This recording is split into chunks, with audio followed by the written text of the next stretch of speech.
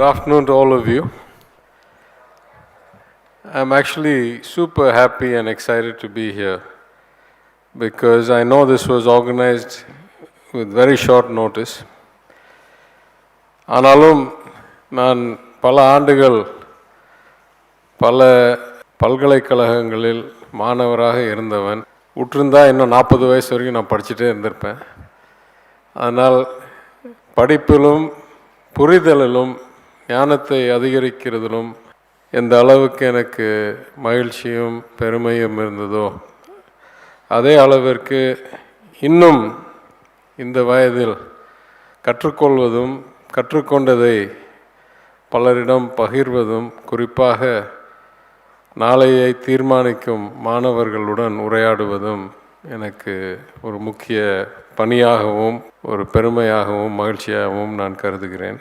அந்த அடிப்படையில் இந்த நிகழ்ச்சியை ஏற்பாடு செய்த YI மற்றும் யுவா பிரிவும் இங்கே எனக்கு முன் உரையாற்றிய டாக்டர் வைஷ்ணவி சுப்பிரமணியம், எனக்கு முன் அறிந்த நண்பர்கள் மிஸ்டர் விஷால் மேத்தா, YIயோட தலைவர்கள், குறிப்பாக நான் கூறணும் என்றால் திருமதி TRK சரஸ்வதி, செயலர் இந்துஸ்தான் எஜுகேஷனல் இன்ஸ்டிடியூஷன்ஸுக்கு நான் மிகவும் கடமைப்பட்டிருக்கிறேன்.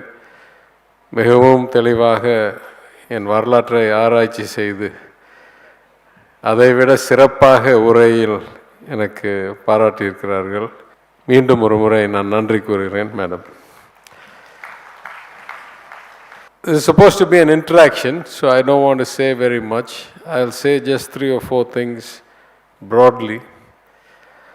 One, that philosophically I feel that while technology and evolution have helped us a lot, and the world has become in a lot of ways more democratic, more accessible.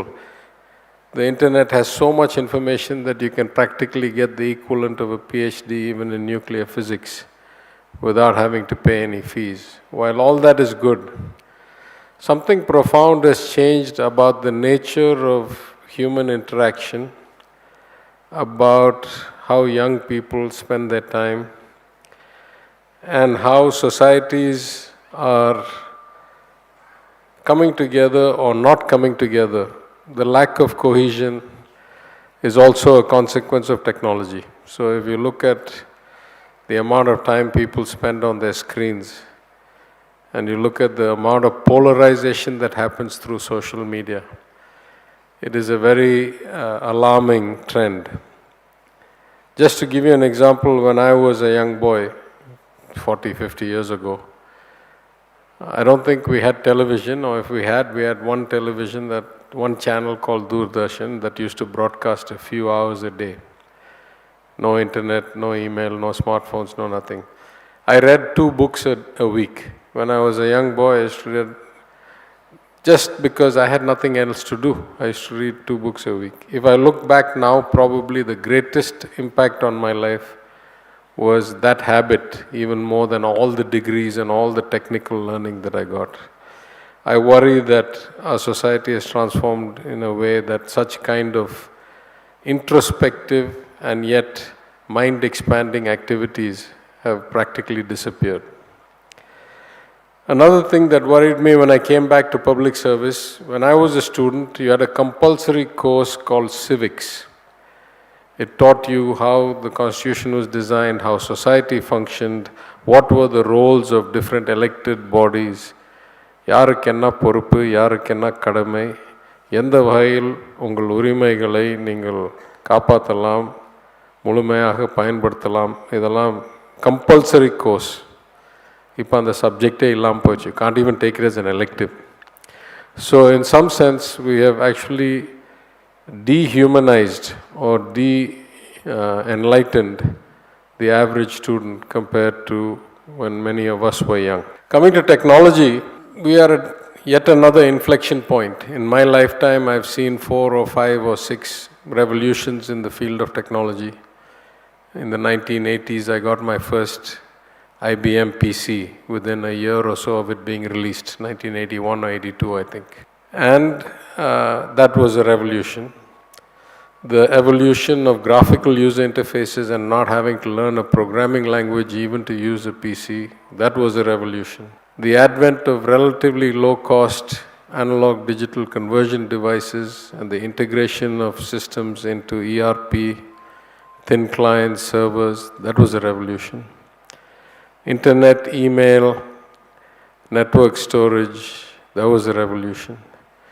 Social media, that was a revolution. Internet of Things, that was a revolution. Now we are at artificial intelligence, the fifth or sixth coming of artificial intelligence. This one is truly going to be a revolution like none other, because it's going to change the nature of how technology and people interact. For the bulk of the years that I studied anything in this field, and as was mentioned, my PhD had to do with computer interface design. We used to try and figure out how can we design machines so that it's easier for people, average people, not specialized education people, to interact. Now, all the effort is on trying to train the machine on how to understand and interact with people. That's what artificial intelligence basically is. This is, can the machine be trained how to interact with a relatively low education, low specialization, average generic citizen? I think this revolution will have huge impact in the coming years. It's not quite upon us. It will take a lot of time, maybe 10, 15, 20 years. The reason it will take that time is because the amount of computing power that is available, we have just shown that it can be done. But right now it costs so much and requires so much energy that for you to be able to scale this kind of application is not possible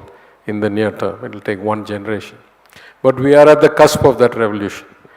And at the cusp of that revolution, I think the most important thing that I have taken away, I've been traveling a bit. About 6 months ago, I took my younger son on a college tour of some very good institutions in the United States. Harvard Palgalaikalagam, Chicago Palgalaikalagam, MIT, நான் படித்த MIT, Brown Palgalaikalagam, Columbia Palgalaikalagam, இதெல்லாம் Yale கூட்டு போனேன்.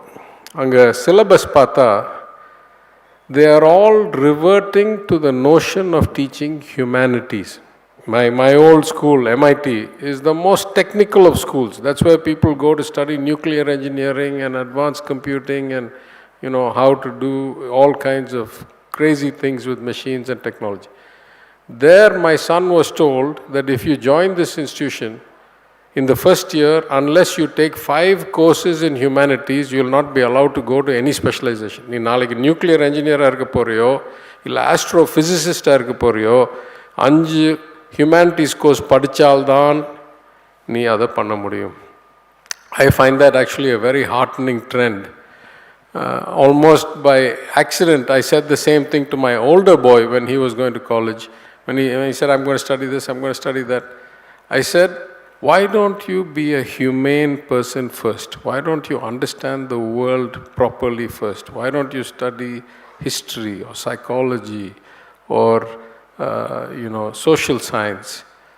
The professional can come later. நான் என் வாழ்க்கையில் அதை நான் பண்ணல, அதனால் அவனுக்கு புதுசாக கற்றுக் கொடுக்கணும்னு சொன்னேன். Forget the professional stuff, you can learn that later. I thought I was giving him maybe bad advice because he turned around to me and he said, அப்பா நான் அந்த மாதிரிலாம் படித்தேன்னா நான் வேலை வாய்ப்புக்கு என்ன பண்ணுவேன், உனக்கு என்னடா கவலை, வேலை என்ன இருக்கேன் நீ பார்த்துக்கோன்னு சொல்லி I sent him to study like that. But what I was really struck, I don't know if many of you know of a company called NVIDIA. How many of you have heard of a company called NVIDIA? NVIDIA is now one of the most highly valued companies in the world. It is a company at this point almost exclusively makes the GPUs that are the vital component driving the artificial intelligence engines. NVIDIA's market capitalization has gone into the trillions of dollars. NVIDIA's chips have such a waiting line. இன்னைக்கு order போட்டால் 5 வருஷம் காத்திருக்கணும் அந்த chip வரதுக்கு. அந்த NVIDIAவோடைய CEO Jensen ஹுவாங்னு, he was interviewed at Davos this year at the World Economic Forum. And they were asking him, what do you think the future is? What subjects should people study? What aspects of computing should people study? And he was very clear. He said, listen, the point of the machines that we are building, the point of the chips that we are making, is that the machine will do all the work. You don't need to study programming. Study human nature, study the basic sciences, be a domain specialist in biology or chemistry or psychology or physics. The computing part, the machines are going to do. That's why it's so expensive, that's why it's so powerful. So then I thought, okay, everything is lining up now. What Jensen Huang says makes sense to me. What MIT is doing makes sense to me. And luckily I gave my son relatively good advice. Because if you study humanity, if you study how to relate to people, if you study a basic science, those will never go out of style. You can keep studying further and further on those. And the computing part will get increasingly done by computers as opposed to human beings writing programs. So mark my words, in your careers, you will see huge change in the nature of your work because of the advent of widespread application of what is today just cutting edge artificial intelligence. It cannot be scaled because there are not enough chips and there's not enough electricity to scale this to everybody. It's too expensive. But in the next 15, 20 years, it will definitely be scaled around the country, around the world. And so the nature of work is going to change quite a bit. So creativity, enthusiasm, perseverance, the natural things that drive entrepreneurship will remain the same. But please don't try to focus on learning one language or one application or one approach. All those are going to see dramatic changes in demand, supply, compensation.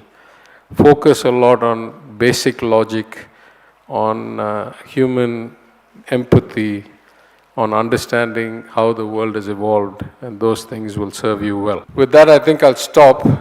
Maybe I'll just say one other word, which is that in Coimbatore, I'm always happy to be here, and I say very often that after my own constituency of Madurai, the place that I am often seen is Coimbatore for many reasons, not least of which is the extent of industry, the extent of educational institutions is second to none, per capita probably even more than Chennai.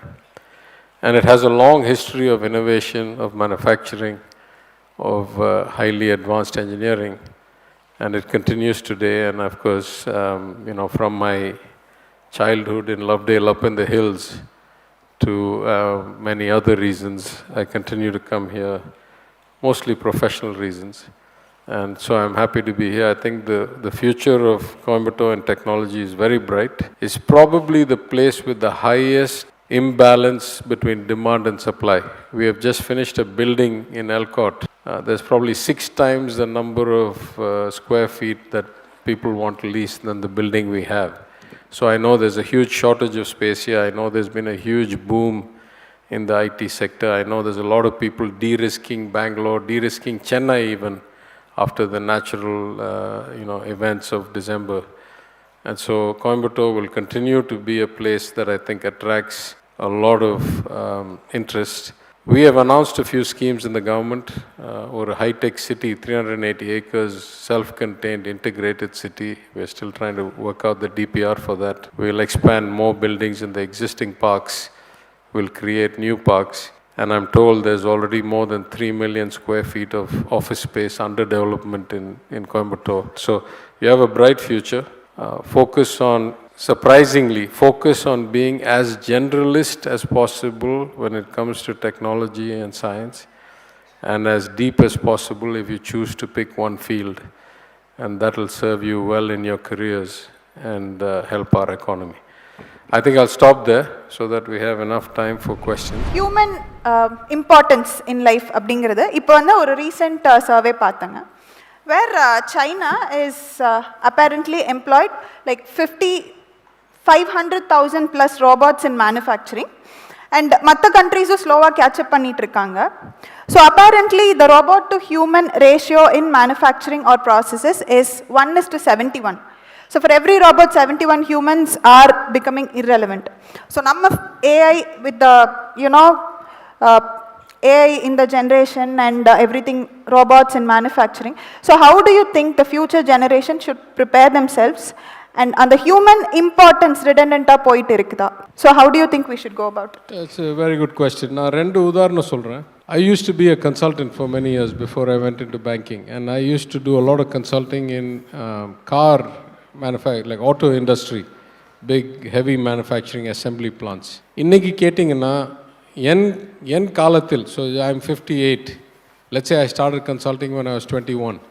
That means in the last 35 years or so, in big manufacturing plants like Ford or Tata Rover, Land Rover, where there used to be 10 people working, there's less than 2. There's maybe 1. That's how advanced robots have become in doing the work that used to be done by human beings. Now, granted, that's very advanced manufacturing, and you can see that ratio will be less when you come down the scale. But that is the nature of automation. But we must admit that that kind of replacement of machine to human happened not in the first industrial revolution, not in the second industrial revolution, not in the third industrial revolution. It's only happening around the time of the fourth industrial revolution. What happened in the first 3 industrial revolutions is that because the machines could do a lot of things very fast, but not everything, they actually increased employment significantly. Those revolutions, the steam revolution, the electricity revolution, the ERP and AD revolution, every one of those actually scaled up the total manufacturing capacity so much that jobs were created, not replaced. The same way, I think, with AI for the foreseeable future, because most AI is not what we will call general intelligence. It cannot do everything a human can do. It can do some things relatively well, it can do other things kind of okay, and it can do very few things kind of, not at all. You will find, I think, for at least the foreseeable future, the amount of jobs created by the advent of AI, because it's going to require so much new stuff. First, you have to digitize all the information there is. Then you have to pass that information in a way that a language learning model can interpret or absorb it and then start to make interpretations. Then you have to keep fine-tuning the models that go into those interpretations. இந்த வேலையெல்லாம் பார்த்தீங்கன்னா உறுதியாக அதுவும் India மாதிரி ஒரு நாட்டில் where this is naturally fitting to us because we provide a large pool of relatively talented young people at relatively low cost compared to the global labor market. My best guess is that at least for 20 years, 25 years, we are going to see a huge boom in the need of total employment related to AI, though it will not be in the same jobs that are there now. They will not need as many call center people. They will not need as many programmers in a particular language. They will need a lot more natural language, English, Tamil, Hindi, Telugu, processors who can actually help convert and teach the learning engines how to absorb this input. So at least in my view, for the foreseeable future, AI should be seen as creating new, hitherto not seen kinds of jobs rather than replacing. There will be some replacement, but it will be relatively marginal is my view. Good evening, sir. Myself Shakti from SNS Business School. I am pursuing my Master of Business Administration. And my question is, now we are in Digi Coimbatore 2.0. What specific digital infrastructure improved or planned for educational institution in Coimbatore, like facilitating e-learning and many platforms to improve the digital transformation in our Coimbatore? Policy is usually set at a state level for the state and at a city level for the city. So I must confess, I don't have any special policy for Coimbatore. But I will say that along with other states, Tamil Nadu also was building out the fiber net. So what we call TANFI-net, Tamil Nadu fiber net, which we will finish building by this year, which will connect 12,650 or so panchayats across Tamil Nadu in a high-speed fiber network. We hope to be able to provide around 100 Mbps home connectivity to every home in all these 12,600, which is every gram panchayat in Tamil Nadu. We'll still have some 8 or 10% coverage gap. Now, already in every city, to my knowledge, including Madurai, Coimbatore, Chennai and all that, you already have 200, 300 Mbps internet, but that's provided by commercial operators, not by the government. So once this TANFI-net is connected, then we'll start thinking about what we do in the cities. But we'll get 2-3 immediate advantages from building this network. One is, from our perspective, we'll make access to learning relatively equitable to all. These days, a lot of educational content, videos, which, incidentally, in education, reading slides or seeing text papers is not nearly as effective as watching videos. And having an interactive video session is even more effective in learning. That's what we know from the edutech kind of system. So giving widespread access to everybody, in our view, increases social justice and equity, because you can now sit in any village in Tamil Nadu and still have access to high quality learning content in either one-directional or bi-directional video content. And I think that if you look at the scale we have in Tamil Nadu, because we are almost 80 million people and relatively high per capita income, high per capita education, our network will have some other interesting advantages, in the sense that we are already a cable TV operator, the government of Tamil Nadu. So we will be able to port a lot of our content onto this fiber backbone instead of going over the kind of traditional cable. And because of that, we'll be able to get a lot more local servers established and create like different kinds of network nodes for global companies. And it's a bit technical, but let me just say, the scale of people we have and the level of education they have tells me that we will have the best, fastest, with the lowest amount of external transmission, highest amount of local transmission from node network in the country. That's broadly for Tamil Nadu. I think broadly that will improve equitable access to education. I'm not sure that I have an answer specifically for Coimbatore, but when you have brilliant college correspondents like ours, I'm sure that they will be at the leading edge of whatever there is available across the state. Good afternoon, sir. This is Kabilesh, final year management student from Kumarguru. My question is very simple. How does the government plan to mobilize the fresh graduates out of the college from this state to ensure that our state remains competitive in the tech sector in its essence? Because I feel a lot of our youth here potentially have the opportunities around. It is very scattered, but they don't really get the chance to position themselves right at the time they need it. So how does the government plan to bring out initiatives to upskill the youth and bring opportunities closer to them? It's a very good question. There's probably 3 or 4 parts to the answer. So let me start with the first one. Actually, we have a different problem in Tamil Nadu that we don't often acknowledge. Tamil Nadu graduates something like 170,000 or 180,000 engineering graduates a year. That is about 17-18% of India's total.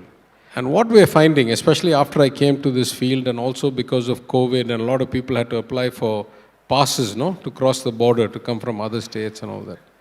What we're finding is that we are not creating high-end jobs fast enough to absorb all these graduates. Now, some of that is good. People are going to Sydney or New York or, San Francisco and becoming hotshot startup guys and billionaires and all that. That's fine. But systemically, if you look across India, in Bangalore, 20-25% are Tamil. If you look at Hyderabad, at Pune, at Delhi, the bulk of the talent that we are creating, at least in those who have mobility, is not staying with us. They're going all over and adding value. As a nation, I suppose we're okay, but as a state, our first problem is that we are creating more people than jobs at the high end. Next, the quality of education of all these people is not universal, right? Some people, like if you go to this college or you go to PSG Tech or something, it's a different level. If you go to a college that's 8 years old or 5 years old and hasn't had proper kind of integration into the... It takes a long time to develop an institution of quality. It's not a simple thing. For example, when I graduated from REC Trichy, then REC Trichy, today NIT, the entire state of Tamil Nadu produced less than 4,000 engineers a year, okay? 83, let's say 2023. In 40 years, if we've gone from 4,000 to 1.8 lakh, first question arises, who is teaching all these people? Because most of us, we all went overseas. In my year in REC, I would say 80% of my REC graduates, fellow graduates, all gone, right? Nobody was still here. So we got a quality problem. So one of the things, and this is not a new problem, when I came in 2016 as a maiden speech in the assembly as an MLA, I made the point to the then Chief Minister Selvi Jayalalitha. I said, Madam, we have a systemically broken market because normally either demand is too much and there's not enough supply, or supply is too much and there's not enough demand. In Tamil Nadu, we have a problem. We don't have enough qualified people to fit the jobs that the industry has, and we don't have enough jobs to fit the people that we're getting out of college. So there's a direct disconnect. Normally in markets you call this information inefficiency. That is, the people who are creating the supply are not informed of what the demand is, and therefore they don't know what to supply. But the problem with education is that it's a 4-year, 5-year, 3-year, 8-year lag, right? You make a decision of what you're going to study when you're in 10th class. Then you have to pick a major. Then you go for 3-4 years to college. By the time you come out, who knows what the labor market is like and who knows which college you get into. So it's too many variables. So from then I had been advocating that we need to improve a lot of things. We need to improve data collection of where is the labor market, what are the compensation levels today, where is the need projected to come, what will be the elevation of these compensation levels over time. And once we have this kind of information, we need to propagate it back towards first educational institutions, colleges, then schools, and in our case, the parents of the children who are going to school and college, because many of them are first generation, and therefore there's nobody to guide them. You know, when somebody was introducing me, they said, my grandfather studied in Oxford and Cambridge and the bar in London. Everybody in my family knew what to tell me. But somebody whose father has only been a manual laborer who goes to college, who will tell that person what career to take, will give what job? That is the government's job, to fill that void. So those were the things I said then in 16. To be fair, Madam did a little bit before she passed, because she passed in 4 or 5 months. She started doing some work. Anyway, then the rest of the years, they didn't do anything. That's why as soon as we came, we started the notion of much more investment into skill development corporation, into my ICT academy in the IT industry, in the IT department of Tamil Nadu, and the CM started this non-Mudalvan scheme, where we are trying to do 3 things. Better fit today's youngsters to today's jobs, better train the upcoming generations for tomorrow's jobs, and most of all, better inform the people who are in the pipeline, the 10th class, 8th class students and their parents, of what the market looks like today and what it's going to look like tomorrow, and see if we can shape this. Now, of course, it's a scale thing. It's very hard to do that right away. But Madam can speak, because I gave the award at the ICT. One of the reasons we acknowledge this college is that we have a very short feedback loop. We bring a lot of recruiters together. We bring a lot of colleges together in ICT Academy. And we try to get the recruiters to help the colleges shape the syllabus in such a way that their graduates will be more likely to be picked up in campus interview when they reach graduation. So that's one small piece of the puzzle. But I think broadly, this effort needs to be probably 5-10 years before it can truly take effect. But just till now, we have put about 28 lakh people through the non-Mudalvan scheme. Some of that work has also been done by ICT Academy. Independently, ICT Academy, we are running these conferences and training, and Microsoft pays us to teach people the right Microsoft tools, which they know will be used by the people who buy Microsoft software. So we're trying to close the loop on a lot of those things. In my field, I know a little more because I'm the minister, but this is across a lot of fields that we're trying to do that. Thank you, Kapilesh. Good evening, sir. I'm Manish from Janssen Institute of Technology. And my question is, what are the IT measures implemented to monitor and improve the water quality of the Noyal River? I'm sorry, I don't have an answer. I'm not sure that I have the authority on that, but I'll check. I think there's a department called Municipal Administration and Water Supply that takes care of all of these things. Under it is an entity called TWAD, Tamil Nadu Water and Drainage Board. They are the ones who are supposed to do it. Normally, the IT department doesn't work as a centralized IT agency. When particular departments ask us to come and provide solutions or host their applications in our data center or contract a particular service, only then we do it. We don't have the, right now in this design of government, we don't have the authority or the responsibility to design the entire IT backbone or framework of the state. I'm not saying that's the right way, I'm just saying that's what it is.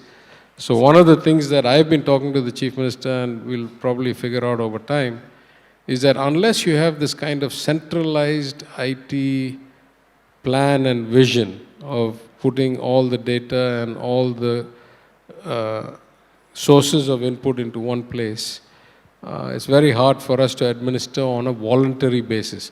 No department is going to ask us to find data that may hold them accountable for bad outcomes. You see what I'm saying? It's a conflict of interest. So we need to change the design of the administration a bit. Right now, I have no idea what exists because it's not my job. It's the municipal administration's job to ask me, or the water supply department's job to ask me. I'm sorry, I have no better answer than that. Thank you, sir. Good evening, sir. This is Mashwita Sri from Jansen's Institute of Technology. My question is, how is the government leveraging advanced technologies like AI and IoT to enhance service like traffic management and public safety? That's a good question. I think traffic management, we do a better job than most other applications. I think, in fact, I'm trying to think back, maybe 5 or 8 or 10 years ago, I came here when Amal Raj was police commissioner, and I'm losing the period, 6 years back. At that time itself, he had integrated all the CCTV cameras on all the major roads and intersections of whoever the private person was. They took a copy of the feed and they integrated it into a control room, and they were able to monitor where the jams were happening and what, from a safety perspective, all of those things. So that was an exception. It was not a state-designed program. It was a Coimbatore, somewhere between the citizens and the police had figured it out. Now we have almost the equivalent everywhere. In Madurai also we have a very good control room.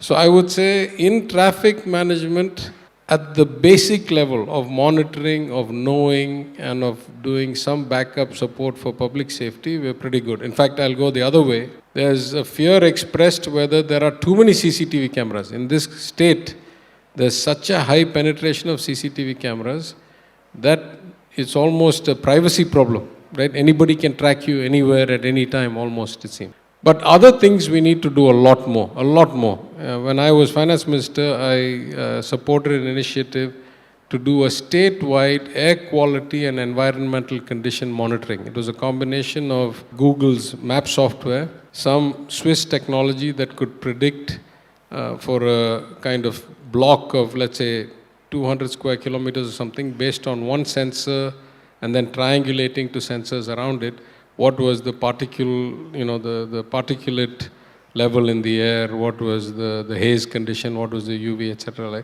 So we built this system that's now in the control room in Chennai that can give you a granular map of the environmental conditions in Tamil Nadu, which is again one of the early innovations. But we are at the scratching the surface stage.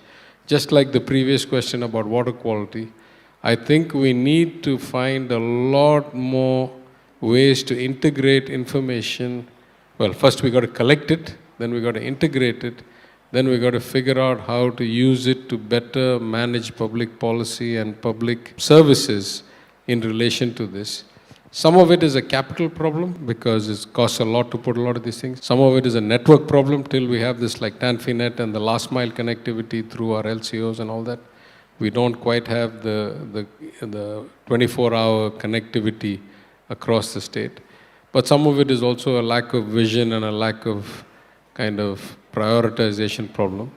I hope that as the first two get solved, then we will basically be able to prioritize and have a clear vision. There's already a lot of work. The Chief Minister has dashboards. They've built a system where he's monitoring performance, but it's not quite real time. In my old portfolio, in my old ministry, I had a department called Economics and Statistics that was part of the Department of Planning and Development.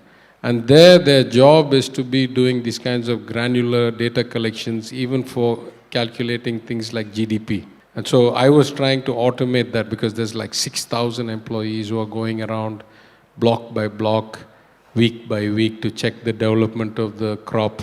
In the Idella, we need to automate it through technology and not need as many human beings. So I think the potential is high.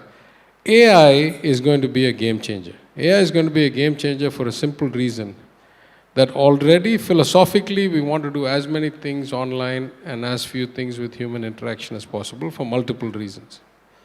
But now we have a different problem, including the government of Tamil Nadu government of India and almost every state in this country, about 40% of the sanctioned jobs across the government are empty. Only about 60% of the sanctioned jobs are filled.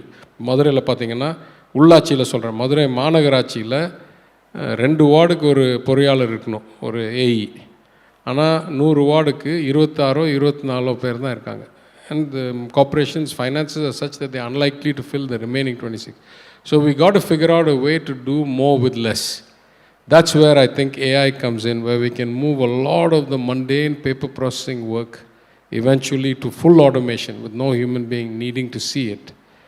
But in the interim, that's going to require a lot of physical data to be converted to digital and digitally processable data. இப்போ எல்லாம் ஃபைலாக இருக்குது, இதெல்லாம் எடுத்து digitize பண்ணோம். Even that we have started the early work. Again, when I was finance minister, I funded a project to convert the entire proceedings of the Madras Presidency Legislative Assembly in 1921 onwards. But if a new MLA comes, he doesn't know what all was said for the last 15 years. Once we have this digitized content, and now we have put, at least since I came, both in finance and IT, after 21, after we came to power, every desk in every seat in the assembly is with a tab. And that tab has every proceeding that has ever happened since this assembly started. So, இந்த 16வது சட்டமன்றம் ஆரம்பித்ததிலிருந்து இன்னை வரைக்கும் என்னெல்லாம் present ஆயிருக்கோ, all the budgets, all the bills, all the tabled reports, everything is on that tab. So அமைச்சர் எந்திரிச்சு ஏதாவது பேசினா, if you are எதிர்கட்சி எம்எல்ஏ, சரி இதே அமைச்சர் இதே கேள்விக்கோ இதே தலைப்புலையோ 2 வருஷத்துக்கு முன்னால் என்ன சொன்னார் அப்படின்னு தட்டி, you can bring it up in real time and hold me accountable. So that level we have brought into the MLAs. Now we want to go all the way back. So that's just one way where creating this institutional memory and then making it searchable, sortable, tagged can actually increase the accountability and transparency of how the system works. That can be done across the entire government. It's a huge amount of operationalization.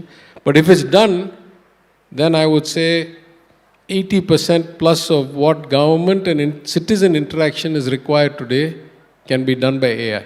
It doesn't need actually any human being to intervene. And not having a human being intervene brings 100 other advantages, if you know what I mean, right? Thank you, sir.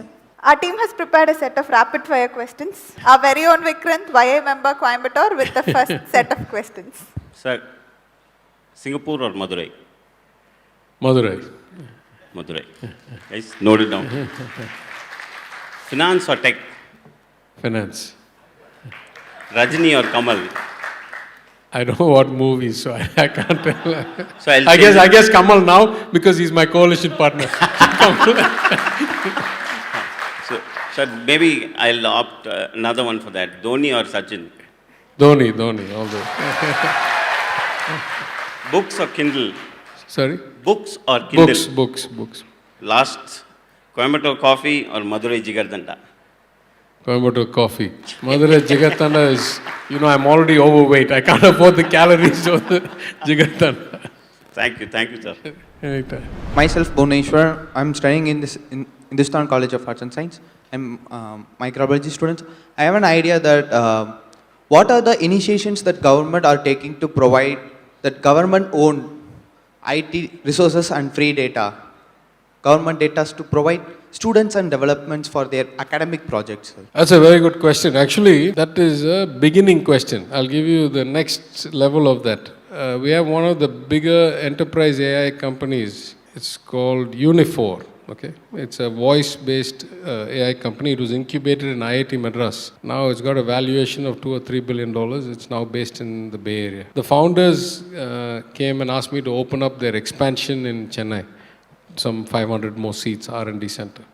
At that time, he made me a suggestion. He said, if you really want to create a major hub of AI in Tamil Nadu, because it's going to be such a disruptive technology, so it's basically 3 limitations. One limitation is you have to have the right engines. But that people like us have, other people can get, meaning the right learning engines. The second limitation is you got to have massive amounts of computing power. I was just saying earlier, right?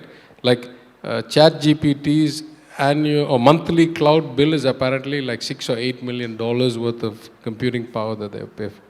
So you got to have massive computing power. And then the third is you got to have lots and lots and lots of data.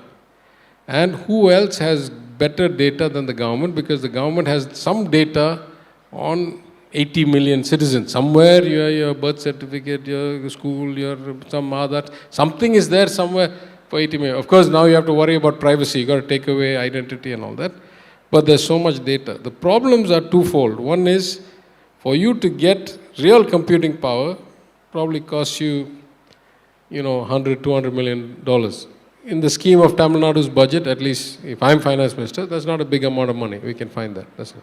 But the queue for getting the right chips and the right machine is long, and there's no way that you are going to cut the queue unless you have some other circumstances, which I'm working on. I don't want to give away my strategy, but maybe there's a way to shortcut that queue. Or there are other chip companies in the race that in 6 months or a year may actually have competing chips that NVIDIA is not the monopoly anymore. But then the real issue is the data. That's why I'm saying that if we were to convert 100% of our paper data into digital data, we could start with providing it to students for research and analysis and all that, but we could actually use it to train the learning models with so many more case histories and patterns and stuff like that. And I'll give you a small example. I opened another company's offices in Chennai. I forget the name. It's an Australian radiology AI company. And they got an agreement with the government of Australia through the public health system to get 100% of the X-ray records of the entire system. It's amazing what they have taught that machine. If that machine processes an X-ray, it does only two things right now. It does chest X-rays and brain CT scans. That's all. But these two, the AI engine is much more accurate, much more reliable. No difference between after lunch and 6 o'clock in the morning and midnight and all that. But it is also much more comprehensive, because most doctors, if they get a referral that says, look at this X-ray for me, it is because there's a suspected case of X. So they're looking for X. They're not looking for A, B, C, D, E, F, G. The machine is looking for all of those things, number one. Number two, they see one X-ray. They don't see the last 20 X-rays that this patient has taken. The history had that when they taught the machine. So when they taught the machine, it says, this is the pattern you're asking me to see. It exists or it doesn't. But also I'm looking for all these other things. And incidentally, that small thing over there, based on the 2 million cases I've seen before, that is likely to be a precursor of some other problem developing 5 years from now. You see, that's the power of comprehensive data and longitudinal depth that you have over time. So those kinds of analyses can be done tremendously using government data. So at some point, we have to bite the bullet and go for 100% digitization of all the records of the government. But I think that will be a game changer if we can get these two. So we're working on it. It requires a lot of political will because there's a lot of resistance to doing these things. But I'm confident that sometime within the next year, we'll come out with a strategy for that. Thank you, sir. Good afternoon, sir. This is Shyama from Dr. NGP iTech, sir. My question is, as a student interested in startups, I would like to know what specific programs or initiatives that are available to support young tech entrepreneur in Coimbatore. Yeah, I don't know about Coimbatore, but government of Tamil Nadu, I can tell you 3 or 4 things. First, we started a couple of funds. One is a general fund that, again, when I was finance minister, we had an asset management company called TNIFMC, Tamil Nadu Investment Fund Management Corp, where we started an ESSF, Emerging Sector Seed Fund. And from there, we have taken and we have started to invest in startups. As a government, we take equity stakes and invest in them. Again, when I was in finance, we started a SC/ST entrepreneurship fund, where we find that people without access to equal kind of learning and opportunities through the time, even in financing, they were not getting it. So I think it was 3 crores or 30 crores. I don't remember exactly, but that is administered by TADCO. And you can apply, and many companies have got funded there. And I saw 3 or 4 of the companies. They're fantastically brilliant work. They're solving social problems with this kind of new technology, and I think it's going to be a game changer. We also have multiple institutions. Again, these all started in our time, in the last 3 years. We have something called Startup TN in the MSME department that tries to provide mentorship. It's set up a new incubator now in Chennai. We're looking at other incubators, and it focuses on certain things. In my department, we started something called the ITNT Hub Information and Technology Hub of Tamil Nadu that has one incubator already in Chennai in Anna University, and we're now going to have incubators around the state to help companies come. And then the last thing I would say is that starting with 2021 CII Connect, I went and saw a bunch of startups, and I found a lot of the technology was immediately available to what I had seen the government of Tamil Nadu's needs, because when I was finance minister, almost every file used to go through me. So I was processing thousands of files. So like drone surveys and use of those for urban planning and for property tax and all that, IoT, for mass cooking, for the noon meal schemes and the new breakfast scheme that we introduced. For all these things, I thought those technologies would be useful. So I introduced, at that time, 2 changes. The first was, we set up what we call Sell to Government Day. Sell to Government Day. So every department, social welfare department, industries department, municipal administration, water supply department, every department would have one day for which they would invite all startups who thought they could provide services to them to pitch. Say, I can do this, I want to get this work, I want to do that, my technology will be applicable this way. And those shortlisted would get a one-day physical interaction with the department secretary and all the heads of department to pitch the idea. At least till I was in my old seat, I saw 3-4 of those go through, and a couple of those were adopted, particularly in the municipal administration department. Property tax surveys and all, we got a very nice startup company using the drones to actually give us really good results. So when we started doing this, the second question became, if I find a startup that can do brilliant work and has new technology, but they have to go through a tender process. And the tender process will say to qualify, you have to have done this, you must have minimum balance sheet, you must have minimum history, etc., etc. So at that time, again during my tenure, we amended the Tender Transparency Act, Transparency in Tenders Act, and we said up to 50 lakhs worth of government project, you don't have to go through a tender process. If the technology is new and it's a startup, you can give them the contract directly. Then if they prove themselves, then we don't have to worry, because we'll write the tender in a way that only you can do it. But on the 50 lakhs contract working, then the suggestion was that if we find such companies and we actually do the work, it's a win-win-win, because the first thing is the company gets money and validates its technology through the government. It gets credibility saying that the government itself uses it, so I'm good for others to use. The second, the government gets a pretty good benefit that it can't get from any other standard technology. And the last thing I said is, if we get past the 50 lakhs, then let's take some of our own money from TNIFMC and let's take an equity stake in the company, because then we know this company is going to grow, and let's grow with the company and let's provide them financing for it. So hopefully that ecosystem is still continuing, but at least these 4 or 5 things have been done by our government in the last 3 years.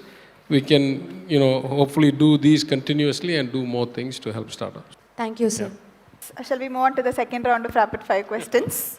MIT or REC Trichy? MIT. Lehman Brothers. Can I say why or no? Yes, please. No, just because I think REC Trichy is not the same that it used to be. I went back and it's now like 10 times the size and its identity is gone. REC Trichy doesn't exist anymore. MIT is still MIT. Yeah. Lehman Brothers or Standard Chartered? Lehman Brothers. Tamil Nadu politics or investment banking overseas?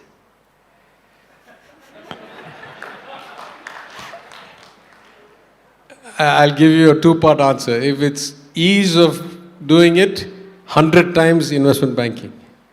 If it's impact and benefit to society, 1,000 times Tamil Nadu politics. ChatGPT or Gemini? No, I don't use either. I'm still using my own brain. Instagram or Twitter? Twitter. I don't even know what's on Instagram. Jallikattu or Kabaddi? Jallikattu. I'm a Madurai boy. Bun parota or curry dosai? Embarrassingly, bun parota. Good evening, sir. My name is Logupriya. I am from Dr. NGP Institute of Technology. So my question is, how the Tamil Nadu government uses artificial intelligence to enhance public delivery service and government operations, especially in Coimbatore. Could you give us some specific examples, sir? To my knowledge, none so far, right? I think we have not yet started to do it. I was giving a rather detailed explanation to somebody earlier. So, first of all, we must be very clear. The government of Tamil Nadu does not control the Corporation of Coimbatore. Corporation of Coimbatore is run by elected officials who stand for councillor, mayor of Corporation of Coimbatore. We give money, we set limits, we allow taxation up to a level, we give grants. We don't run the Corporation of Coimbatore. That's run by the local body. So I wouldn't know, but right now my best guess is not at all, because we don't have the computing power or the data models to do those kinds of things.